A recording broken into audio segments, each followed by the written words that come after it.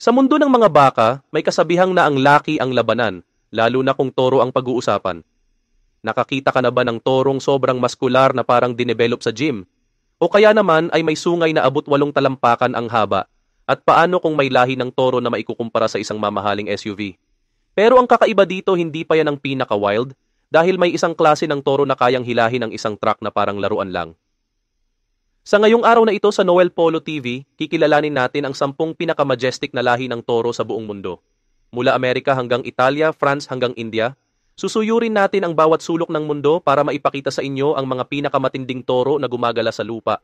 Kaya naman kung hindi ka pa nakasubscribe, mag-subscribe ka na para naman lagi kang updated sa mga ganitong uri ng video. Number 10, Charbray. Ang breed na ito ay isang halo ng Sherrill at Brahman at para bang kinuha nila ang mga pinakamagandang katangian mula sa bawat lahi. Nagmula sa Mexico, hindi lang kayang tiisin ng Charbray ang init, kundi namumuhay pa nga ito sa ilalim ng matinding init dahil sa lahing Brahman. Habang ang katangian ng Sherrill ay nagbibigay sa kanila ng matibay na katawan na tiyak na magpapasaya sa mga mahilig sa karne. Karaniwan, tumitimbang sila ng halos 2,000 pounds, parang tahimik na tao sa isang party na hindi mo aakalain na isang profesional na atleta. Simple lang siya hanggang makita mo siya sa aksyon. Ang kanilang balahibo ay maaring puti o cream at may katawan silang matibay at malakas na kayang magsanay at magpakita. Kadalasan, pinapalakas sila para sa kanilang karne na kilala sa pagiging malambot at masagana, kaya't paborito sila ng mga magsasaka at butcher. Number 9, Brahman. Ipinakikilala ang Brahman, ang Yoda sa mundo ng mga baka. Hindi lang sila kilala dahil sa laki kundi pati na rin sa matalinong ugali. Nagmula sa Estados Unidos, ngunit may lahing India, ang breed na ito ay kalmado at matibay. Kilala sila sa kanilang malaking hump sa balikat at leeg, malalambot na tainga at maluwag na balat, kaya't kung may magtangka mang manguyam sa leeg ng iyong lolo, baka mag-isip ka ng 2 beses. Ang Brahman ay kayang tiisin ang matinding init at para silang mga meditation guru sa katawan ng baka. Karaniwang tumitimbang sila mula 1,600 hanggang 2,200 pounds. May taas na kaakit-akit pero puno ng kalmado at lakas. Ang kanilang kulay ay mula sa gray, pula at minsan ay may mga batik, kaya't parang canvas sa daang bakal. Ginagamit ang Brahman na baka sa breeding programs dahil sa kanilang matibay na lahi at sa paggawa ng karne na kasing tibay nila. Number 8, Droughtmaster. Dahil sa pangangailangan ng baka na makatiis sa matinding kalagayan, ipinanganak ang Droughtmaster para silang action hero ng mga baka. Nagmula sa Australia, ang breed na ito ay puno ng lakas at laging handa sa hamon. Isa itong kombinasyon ng Brahman at British breeds, gaya ng Hereford o Shorthorn. Ang Droughtmaster ay matibay, versatile at kasing rugged ng isang tunay na mandirigma. Tumitimbang sila mula 1,800 hanggang 2,300 pounds. Mayroon silang angking lakas na parang sinasabi, "Kaya ko ito," at talagang kailangan mo ng ganitong lakas kapag nakatira ka sa lugar na sumusubok sa kakayahan mo.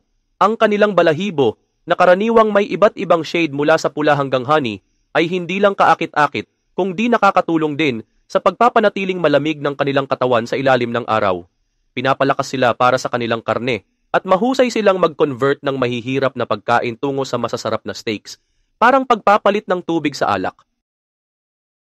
Number 7, Ankole Watusi. Kung ang Viking helmet ay may katapat sa mundo ng mga baka, walang iba kundi ang Ankole Watusi. Hindi lang ito malaki, panalong-panalo rin sa forma. Mula sa mga savana ng gitnang Africa, dala nila ang pinakakakaibang palamuti sa katawan. Mga sungay na sobrang haba't paikot, na kayang umabot ng halos 8 talampakan mula dulo hanggang dulo. Kaya kapag umikot ito, mas okay nang umatras ka. Tumitimbang sila ng humigit kumulang 1,200 hanggang 1,600 pounds, hindi man kasing bigat ng ibang breed, pero binabawi nila yon sa astig nilang sungay at kakaibang tindig. Hindi lang pan-display ang kanilang mga sungay nila dahil ginagamit din yon para i-regulate ang init ng katawan. Para na silang may sariling aircon system na gawa ni Mother Nature. Payat, lean, at mukhang built for speed, may coat sila na iba-iba ang kulay. Mula light sand hanggang malalim na kulay kahoy. Isang tingin mo pa lang, mapapalingon ka talaga. Number 6, Belgian Blue. Kung may Arnold Schwarzenegger sa mundo ng mga baka, walang duda, ito yon, ang Belgian Blue.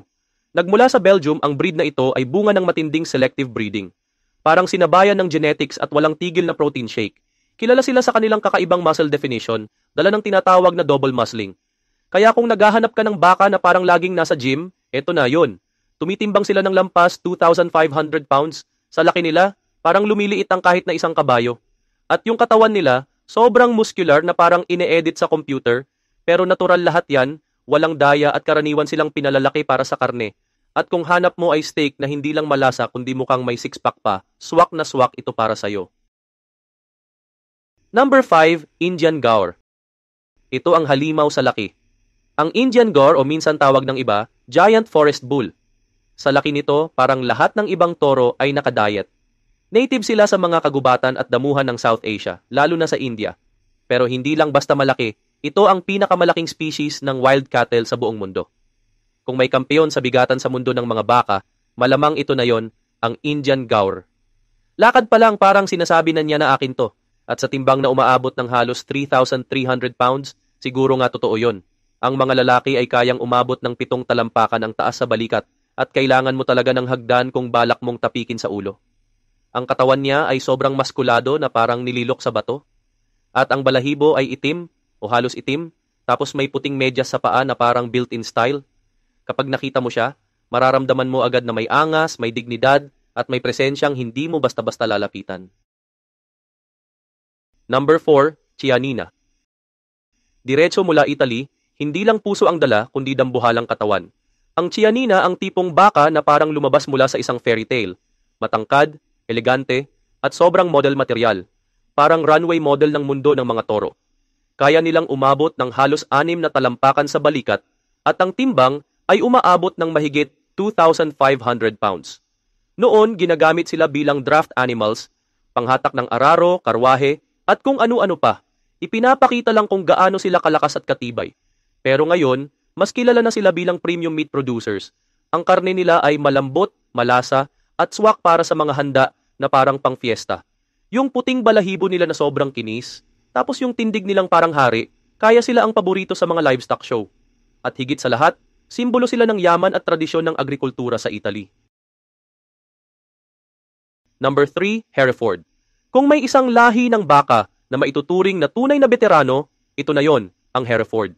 Kilala sa pagiging matatag, maaasahan, at hindi kailangan ng pasabog para mapansin. Nagmula pa sa Herefordshire, England, at nasa industriya na mula pa noong 1700. Isa na sila sa pinakamatagal at pinakakilalang breed sa mundo ng mga baka. Katamtaman ng laki, pero mabigat pa rin at umaabot ng hanggang 2,400 pounds ang timbang ng mga toro at nasa 5 feet ang taas. Makikilala mo sila agad sa makapal na pulang balahibo, puting mukha, at puting tiyan na para bang may sarili silang uniforme. Bukod sa matibay ang katawan, kilala rin sila sa pagiging kalmado at madaling alagaan, kaya paborito ng maraming magsasaka. Pangunahing gamit sila para sa karne, at ang beef mula sa Hereford ay kilala sa magandang marbling at malinamnam na lasa. Isang patunay ng mahabang taon ng mahusay na pagpaparami at pag-aalaga. Number 2, Partenay. Mula sa kanlurang bahagi ng France, ipinapakilala ang isang baka na hindi lang malaki, kundi elegante rin. Ang Partenay ay parang kabalyerong nakagintong baluti sa mundo ng mga toro, at kung may knight in shining armor sa mga baka, ito na yon. Tumataas ng hanggang 5 talampakan sa balikat, ang katawan nito ay puro laman at lakas. Pero hindi lang puro forma dahil ito ay may talino rin. Kilala ang lahing ito sa pagiging kalmado, madali pakisamahan, at matalino, kaya hindi lang pangkarning baka, pang showring din. Ang makintab na gintong pulang balahibo nila ay parang likha ng sining.